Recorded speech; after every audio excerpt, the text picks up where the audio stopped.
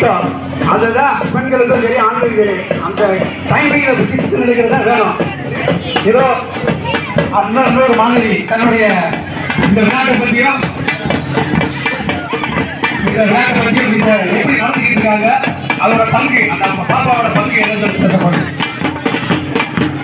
சரி பண்றோம் இறங்கி